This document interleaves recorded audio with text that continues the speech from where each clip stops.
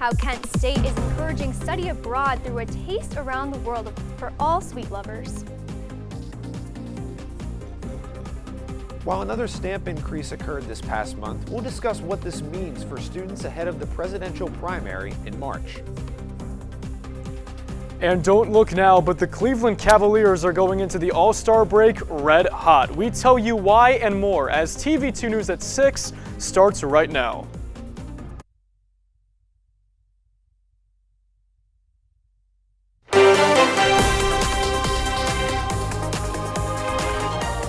This is TV2 News.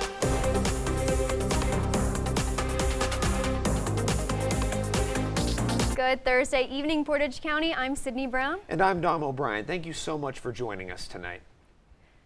We start tonight by going to the Center for Undergraduate Excellence. Our own reporter, Alexis Davis, is in studio tonight. Hi, Lex.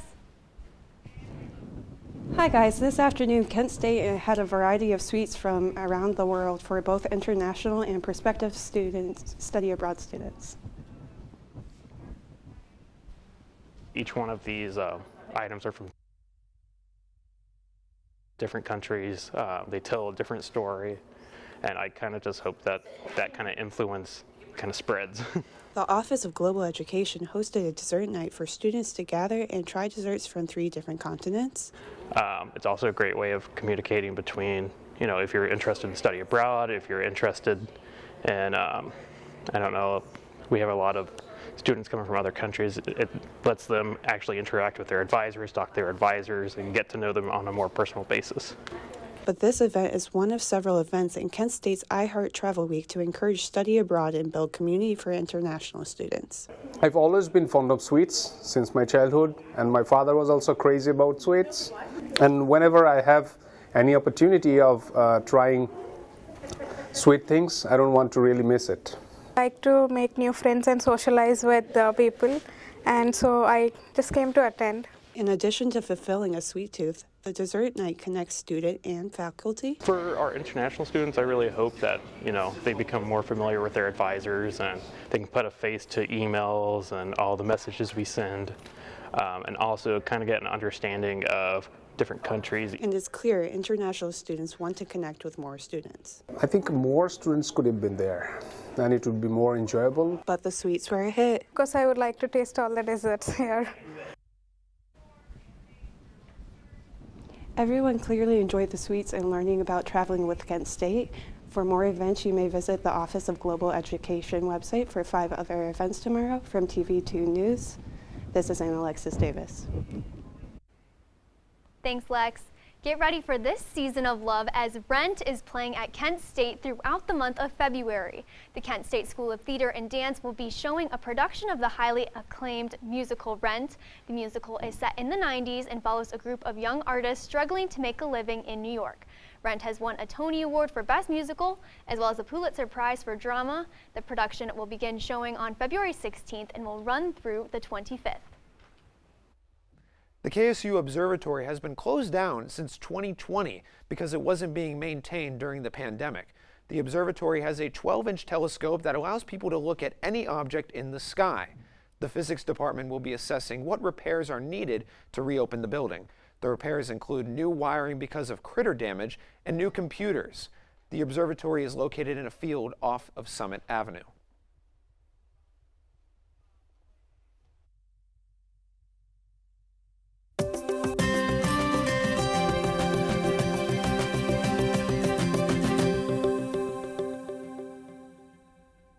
What's up, everyone? It's your boy Josh Aponte, and it was freezing out there on the walk over from the Mac Annex. So let's take a look and see what it's like out there right now.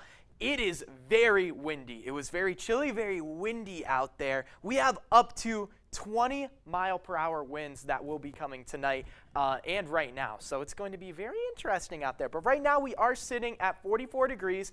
Not too bad, but that wind makes it feel like it's 36 out there. So it's a little chilly. So you might want to layer up if you're going anywhere on campus. Now let's take a look at some temperatures around Northeast Ohio. And it's not too bad right now. It's not too bad. We're kind of sitting in those upper to lower 40s right now, which is really not bad at all. But we're going to take a look at those in a second. But and then, oh, perfect, there we go. And so we're going to take a look at those temperatures around Ohio. Right now we're sitting to the upper 30s to those mid to upper 40s right now. It's not too bad. The highest temperature we have is 51 in Cincinnati. But other than that, we're just sitting at those 40s.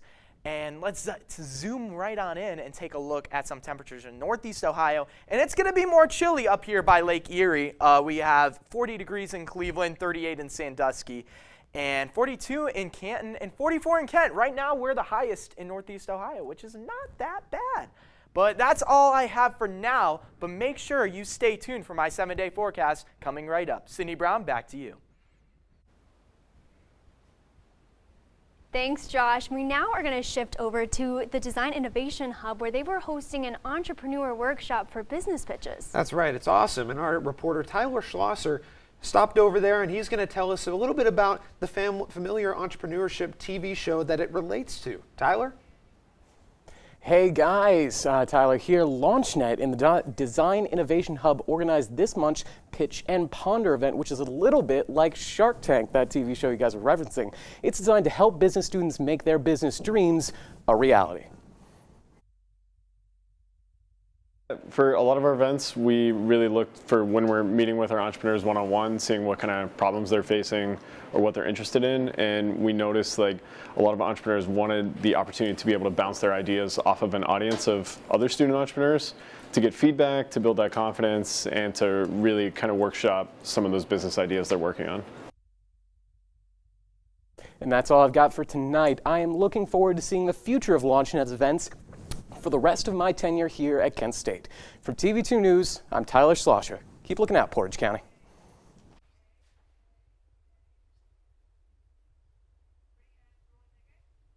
Thank you so much. Ohio Governor Mike DeWine and the Ohio Department of Transportation have announced the launch of a new initiative that will use technology to detect traffic congestion and warn drivers of dangerous slowdowns. Warning systems will be installed at 13 highway sites in major urban centers. Crashes have been increasing over the past 3 years, and ODOT anticipates it will help reduce these accidents by at least 16%. The trial for a former Kent State student who was accused of raping 2 women is now set for August. McCoy Watkins was reported to police in November of 2022 at a home near campus for non-consensual sexual activity with a 19-year-old and 18-year-old. He found sleeping. The newest date comes after 3 previous trial dates. A grand jury indicted Watkins on 2 first-degree counts of felony rape and a single count of second-degree felony burglary. He has been held on a $200,000 bond. Coming up, our own Sydney Brown is going to be discussing a recent stamp increase and how it will affect voters ahead of the primary election. The mass shooting at Kansas City Chiefs Parade left 20 injured. The latest details from the scene. Limiting mail accessibility to the Eastway Distribution Center on campus. The main reason it was closed was just a financial thing, but I just know that they weren't. Hey, did you know that 2.4 million loving cats and dogs in shelters and rescues need our help to find a home? Go to theshelterpetproject.org and search your local shelters and rescues. Go for a cuddle with your next best friend. Adopt. When we adopt a shelter pet, we discover they're a unique mix of all kinds of things. There it is. Keep going with it. Leo! They're a little bit of a lot of things, but they're all pure love.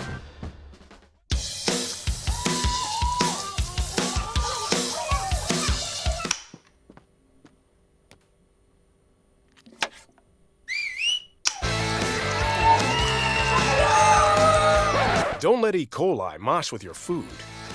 An estimated 3,000 Americans die from a foodborne illness each year. You can't see these microbes, but they might be there. So always separate raw meat from vegetables. Keep your family safe at foodsafety.gov. Fancy pants peanut butter? a big screen television. You haven't even bought a sofa yet. A motorcycle? When your father finds out, he's gonna flip his shoes with 2 buckles. What do you even need 2 buckles for? Mr. Big Shot, buying whiskey shots for everybody in the bar. From the looks of it, I'd say nobody even remembers. Feed the pig.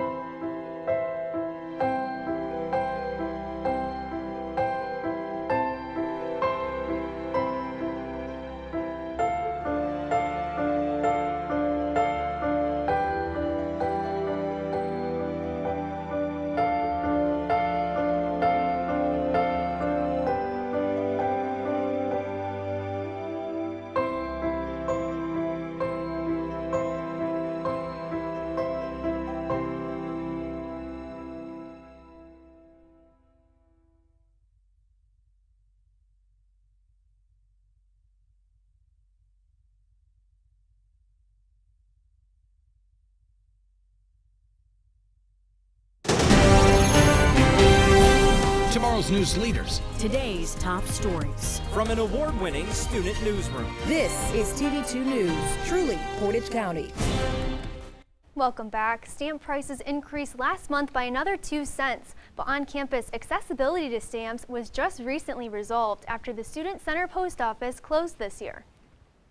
Do you know how much the stamps are now? No, I don't know. They're at 68 cents. 68 cents. Oh. They're at 68 cents. 68 cents to mail. Definitely crazy. The U.S. Postal Service is steadily increasing stamp prices for 2024.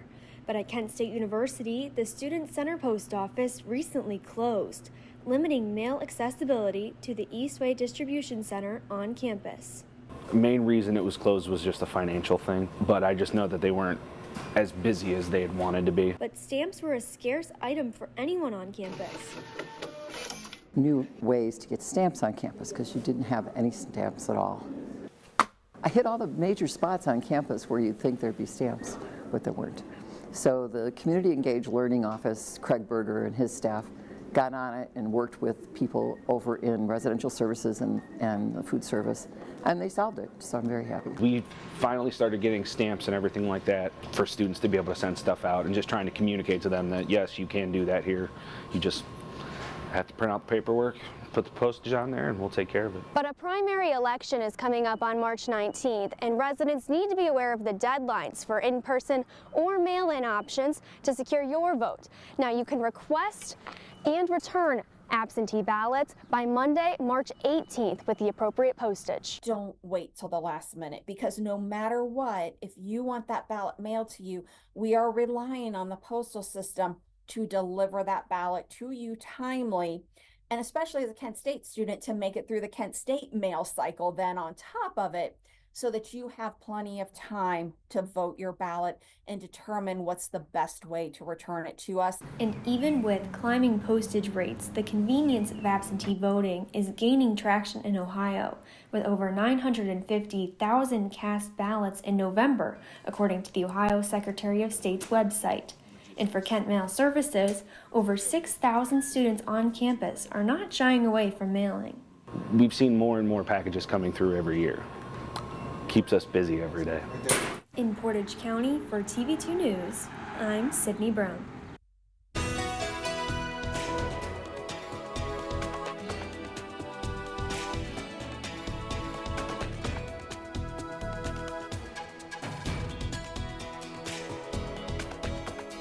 The Odysseus lunar lander, nicknamed Odie, has successfully launched from NASA's Kennedy Space Center in Florida. The lunar lander aims to make the first touchdown of U.S.-made spacecraft on the lunar surface since the Apollo mission 5 decades ago. The launch follows closely on the heels of a separate U.S. lunar landing mission in January that failed.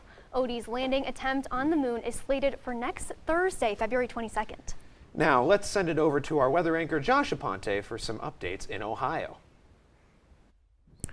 Yeah, Houston, we have a problem. Nah, just kidding. No.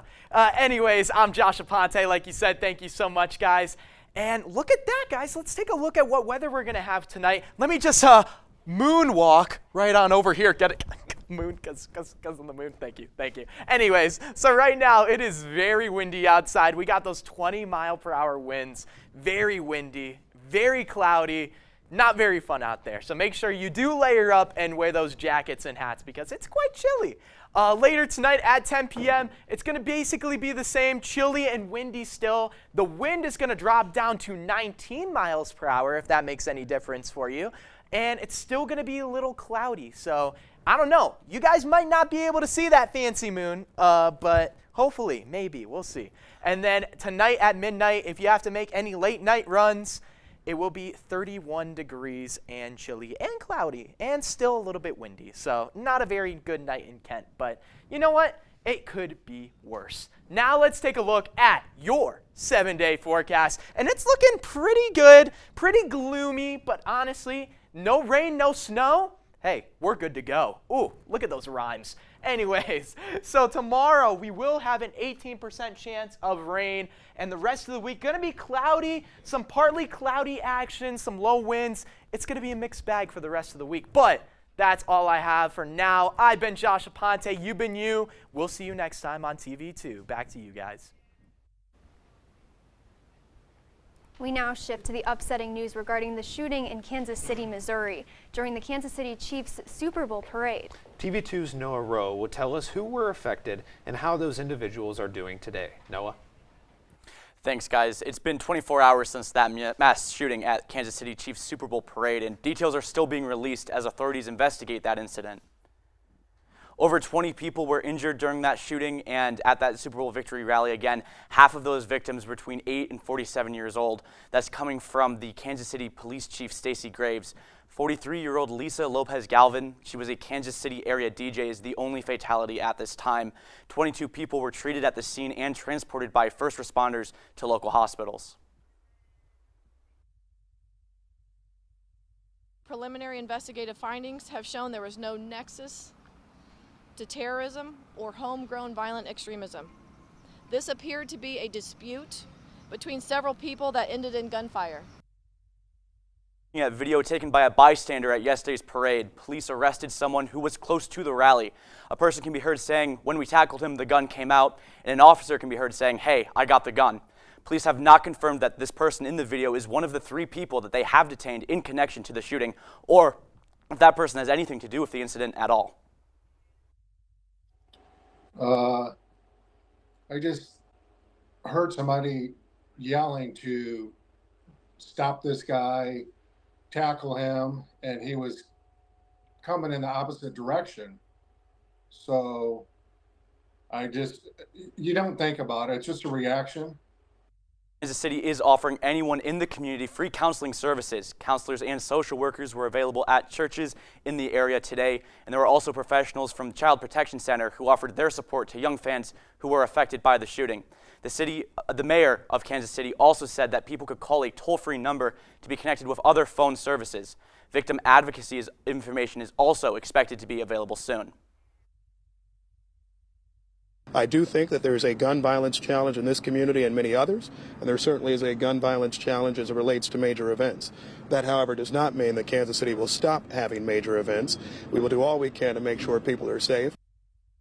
And quickly, according to the latest reports that have come in, 8 of the 12 victims who are still in the hospital today have been released. 9 of those 12 victims were children who suffered gunshot wounds, and 4 victims are still in the hospital. 3 have suffered gunshot wounds as well, while the 4th is recovering from broken bones they got while trying to flee the scene. This is still a developing story, and stick with TV2 News for the latest. This has been Noah Rowe from the Franklin Hall studio.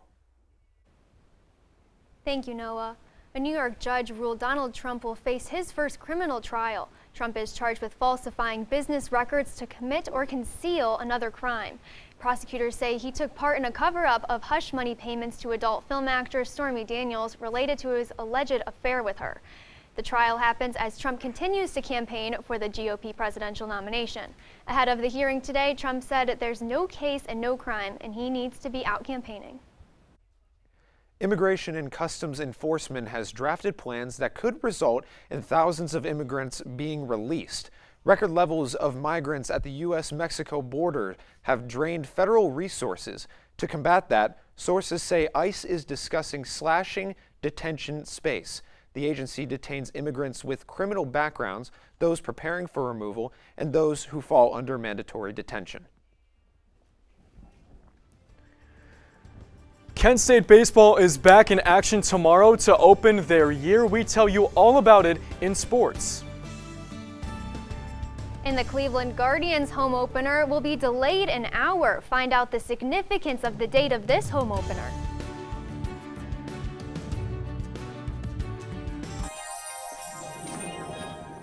Can you concern with me? Imagine what you'd see if every child had a book to read. 'Cause every kid across the nation deserves a book to read, and we can make it happen right now. No, I don't know what you've been told, but kids with books learn so much more. So the mission is for us to get a book to each and every child. So let's join hands, book people unite, unearth hidden passion. Come on, we'll have a good time. Bring seeds of inspiration to motivate some magic. To change the writing on the wall, writing on the wall. And make a difference. One book inspires a child. One book redefines something that helps to change a life. Read to a child today and spark a lifetime of ambition. So, I just moved in with this family, and it's embarrassing. The little one, he likes to go outside and crawl around in the giant litter box. I don't know what he's doing. I mean, I was born and I knew how to use the litter box. Look at that! That's disgusting! Oh, poop already! You're making me nervous. Oh, okay, I can't look at this anymore. I really hope he grows out of this, for his sake. All across the country, people are coming together to speed up what we can learn about health. The All of Us Research Program is calling on 1 million people to join us as we try to change the future of health. For your family, for future generations, for all of us. Visit joinallofus.org and find out how you can become 1 in a million.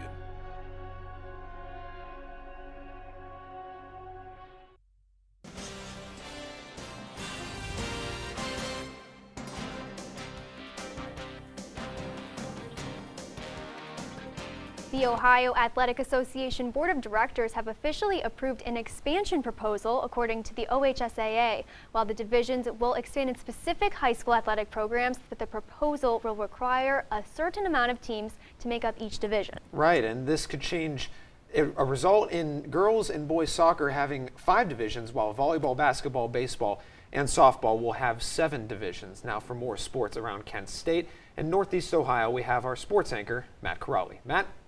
Good evening, guys, and that's right. Welcome to the Wednesday Night Sports Report. I am Matt Corrali. Now, before we get into sports, I do have to say, I wanted to dress up as Tyler Slosser, our 7-minute anchor today, try and match with him. The guy comes in full-blown suit. I don't know why, but let's get it on. Anyway, we start tonight here on campus as a ton of teams will be in action tomorrow. Wrestling is in the MAC Center. Gymnastics and track are on the road, but one team will open their year tomorrow, and that team is a defending MAC regular season champ. The baseball squad will have opening day tomorrow afternoon at UNC Wilmington. First pitch is scheduled at 4 o'clock as the quest begins now for a MAC title. And we'll now take things down a level at the high school floor. It was a busy day in high school hoops in the area as both Streetsboro and Rootstown's girls teams took home some hardware. The Rockets won their first ever league title in program history, and the Rovers came into their contest against Warren JFK, winners of the Portage County Conference, and with their win, they have won the conference championship outright. Crestwood and Southeast came out on top, and on the boys' side, Streetsboro took down the Ravens as well. All right, keeping things on the basketball floor, the Cavaliers played their last game of the NBA season's first half against the Chicago Bulls at home. Can they take care of business before the break? Let's head to the highlights to find out. And welcome to the Rock. Rock and Mortgage Fieldhouse is the site for this Valentine's Day matchup. Look at this couple. I want to root for the Cavs. I want to root for the Bulls. Well, someone is going to go home sad tonight. So we will see what happens here. Bulls had a good start in this game. They're up 8-2, and they're going to find Kobe White trying to work on Donovan Mitchell. Goes between the legs, step back 3. He gets it to go. It's 11-2 Chicago. Pick it up in the second. Bulls stay in front by 10. Donovan Mitchell's going to get it at the top of the key, go down the lane, and 46-38 Bulls. It's a 30-piece for number 45. Now, the 9th team in the East went toe-to-toe with the 2nd seed. We're tied at 100. Minute 20 left. Darius Garland step back 3. You bet. That's 3 of Garland's 12. That came in a big way. Next possession. They're going to give it to White to fire for 3. You know the answer. A big game for the Chicago point guard as he had 32 points on the night, but the Cavs are up 3 on the final play. Chicago trying to send it to overtime. Can Kobe White get the job done? No, he can't. You can put a tally in the win column for the Cleveland Cavaliers. 108-105 is your final. They are now 36-17 going into the All-Star break. How about those Cavs, huh, folks? Well, that will do it for us at Sports. For more TV2 Sports coverage, follow us across social media at TV2KOC Sports. For TV2 Sports, I'm Matt Caroli. Saying wherever the ball flies in the air, TV2 Sports will be there. Good night. Thanks, Matt. Speaking of flying, Taylor Swift's next stop on her Eras tour. The significance of this stop after Taylor's busy flight schedule this month.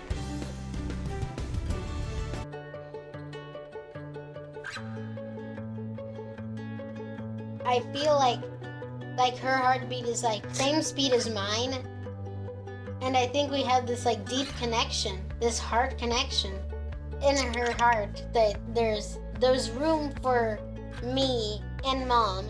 When I'm holding her, it makes me feel calmer. It's a sensory thing. It's a thing with Asperger's. She's really good with Anya. I've seen adults react to my daughter when she has meltdowns, like she's from a different planet. And this little animal just sat next to my child and was just like, you know, it's gonna be cool. She's my superhero. Good job, Kitty Cat. When we adopted Lucky, we discovered all the wonderful things that make her unique. Lucky's a little bit of a lot of things, but mostly she's pure love.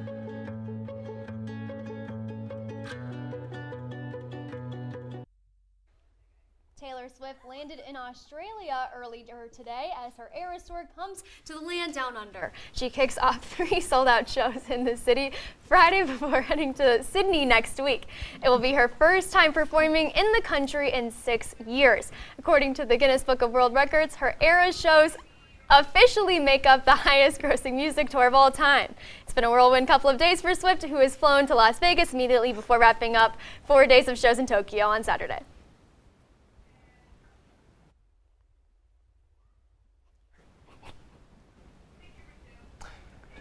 Well, that was a little bit of an exaggeration there, but that's a little bit of an extension of sports tonight. Thank you so much for watching. But I'll tell you what, I'm very excited about the fact that Taylor Swift came. First of all, by the way, she came from Tokyo and then she went over to the game. That's a remarkable travel time, by the way. I know we've said it multiple times, but that's an insane travel time. Definitely. I in a way, I was looking at that story and I'm like, she's gonna make it. Like, there's no way she's not gonna miss this. It was iconic. The world wouldn't let her. I had my doubts. Really? I don't know. I was like, I don't know. I was like, but she pulled it off. She pulled it off. She did. She always does.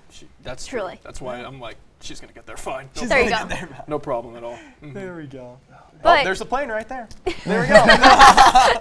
Well, Taylor Swift just landed in Cleveland, everyone. No. That would be wild.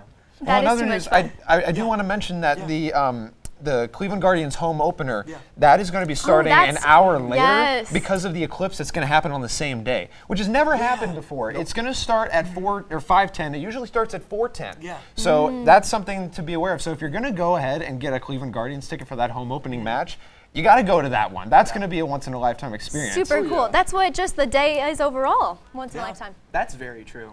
But that's all the time we have tonight. For all these stories and more, follow our website at kentwired.com. And make sure to follow us on social media at KentWired and subscribe to our YouTube channel at Kent State TV2. And don't forget to tune in later at 9 p.m. for a brand new episode of Grab Bag. I'm Josh Ponce. I'm Matt Caroli. I'm Dom O'Brien. And I'm Sydney Brown. Have a great night, Portage County.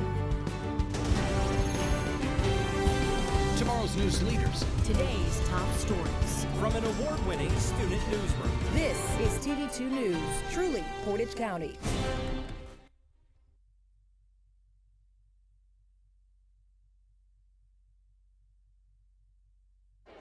The black truck? Hey, Christina from accounting. Yeah, hi. Hey, I used to date a girl named Christina. Oh, really? Yeah, and then she dumped me for my best friend. You want to see some photos of them that I took? I don't. I thought we talked about this, buddy.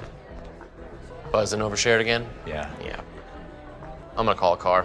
That's a smart idea. So yeah, I know.